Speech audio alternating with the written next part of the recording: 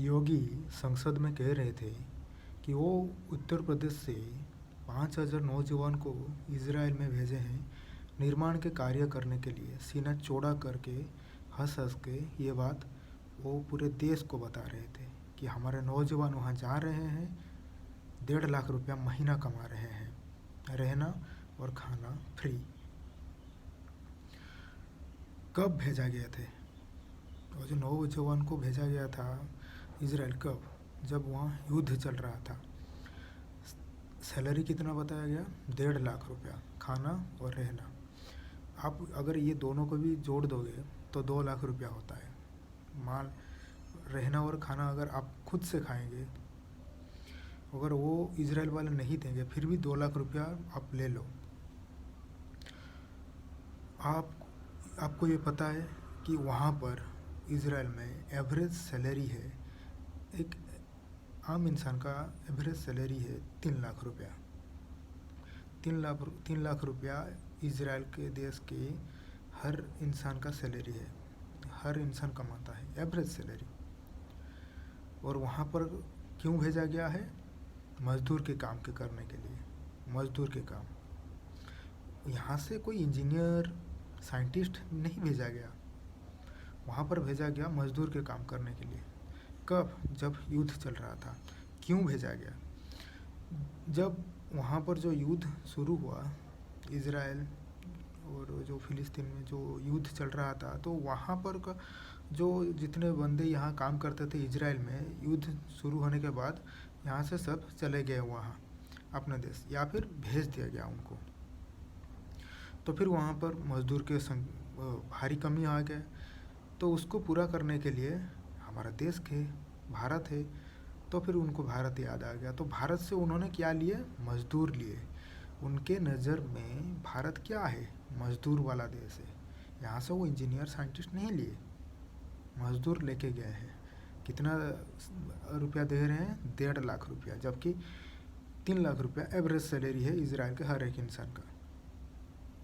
आप जाके चेक कर लो इंटरनेट पे, तो आपको पता चलेगा। 3 लाख रुपये का जगह 1.5 लाख रुपया इनको मिल रहा है। और यहाँ पर भेजने वाले कौन है? देश का सरकार।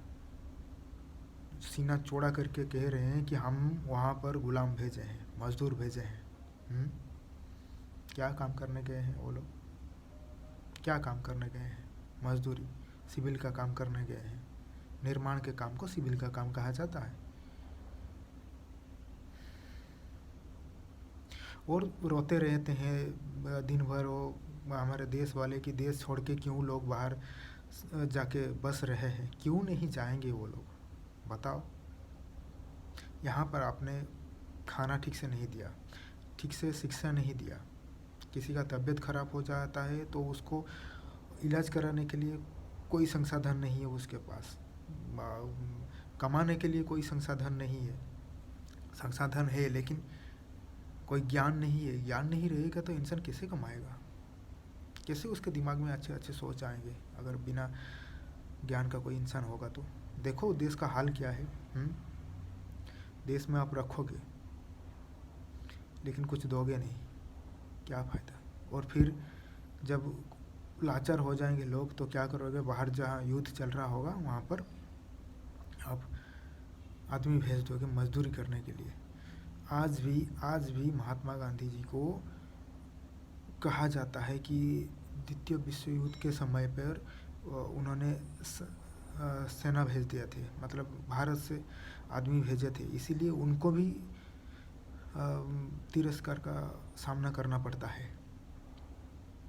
और यहाँ संसद में छाती चौड़ा करके बताया जा रहा है कि भारत से हम 5,000 भेजे हैं, आगे और भी भेजेंगे। उन्होंने और भी मांगे हैं क्योंकि भारत के लोग अच्छे काम करते हैं। भारत के लोग अच्छा काम करते हैं ये सबको पता है, लेकिन भारत के लोग भारत में ही अच्छे काम करे, इसलिए कुछ तो काम करिए। सरकार को कुछ तो करना चाहिए था। यही सरकार, यही बात जब 5,000 लोग वहाँ भेजे गए मजदूर इजराइल में, तभी इलेक्शन कैंपेन चल रहा था। तब बीजेपी अपना एडवर्टाइजमेंट दे रहा था कि हम राशन दे रहे हैं भारत के 80 करोड़ गरीब को। भारत में उनके डाटा के हिसाब से 80 करोड़ गरीब है 10 साल शासन करने के बाद। ये हाल है देश का। उन्होंने शायद 5,000 तब मांगे होंगे, 50 करोड़ नहीं मांगे हैं मजदूर। अगर 50 करोड़ लोग मांगते तो ये भेज भी देते कि हाँ ले जाओ।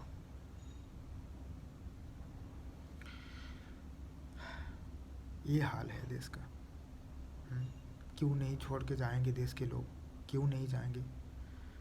जो भी अमीर लोग यहाँ है, तुम क्या कर रहे हो? ना उनके बच्चों को एजुकेशन दे रहे हो, ना हेल्थ है, ना एनवायरनमेंट अच्छा है, पूरा वाट लग चुका है देश का। जो भी जिनके पास थोड़ा पैसा है वो देख रहे हैं कि एजुकेशन नहीं है ठीक है, हेल्थ ठीक नहीं है भारत में, तो अभी ये सब में बर्बादी होगा। हम यहाँ पर पैसा खर्चा कर देंगे, टैक्स के द्वारा सब पैसा हमसे लूट लिया जाएगा, और जब हमारे बच्चे बड़े हो जाएंगे तब उनको मजदूरी करने के लिए दूसरे देश में भेज दिया जाएगा। साइंटिस्ट, इंजीनियर, ओवरसियर, आध्यात्मिक गुरु, इनको अगर भेजा जाता तो अलग बात होता।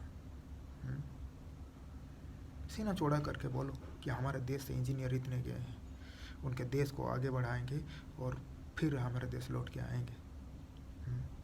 उन्होंने मदद मांगा, ये नहीं कि उन्होंने ऑर्डर दिया कि हमको इतना मजदूर चाहिए भेज दो, हाँ जहाज़ में लौट दिए, लाद के भेज दिए। ऐसे नहीं, ऐसे नहीं, ये गलत बात है। बहुत दुखद बात है ये। क्या सरकार खुद कह रहा है कि 80 करोड़ गरीब है देश में, उनको राशन हम दे रहे हैं, उनका एडवर्टाइज है, मैंने स्क्रीनशॉट लगा के रखा है। न्यूज़ चैनल के ऊपर ये न्यूज़ चैनल के ऊपर ये एडवर्टाइज चलाया जा रहा है कि मोदी सरकार 80 करोड़ गरीब लोगों को, भारत में जो 80 करोड़ गरीब लोग हैं उनको फ्री में राशन देने वाला है। न्यूज़ चैनल ये चला रहा है, लेकिन वही न्यूज़ चैनल क्यों सरकार को सवाल नहीं कर रहा है कि तुम्हारे 10 साल बीत जाने के बाद 80 करोड़ गरीब है, 80 करोड़ गरीब, तुम्हारे गिनती के हिसाब से 80 करोड़ गरीब है।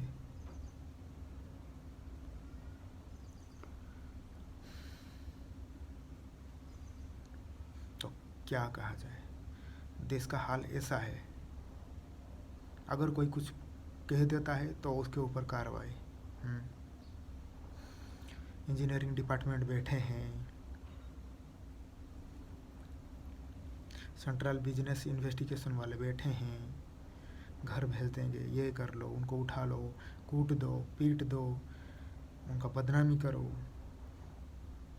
धर्म गुरुओं को जेब में डाल के घूम रहे हैं, मीडिया वालों को पीछे के जेब में डाल के घूम रहे हैं, और जनता जूते के नीचे। ऐसा नहीं है, देश बर्बाद हो रहा है। देखो, भविष्य वर्तमान के कोष से जन्म लेता है। आने वाला समय बहुत खराब होने वाला है, क्योंकि अगर वर्तमान का समय अगर इतना खराब है तो आने वाला समय अच्छा कैसे हो सकता है? अगर माँ का तबीयत खराब होगा तो बच्चा का तबीयत कैसे सही हो सकता है?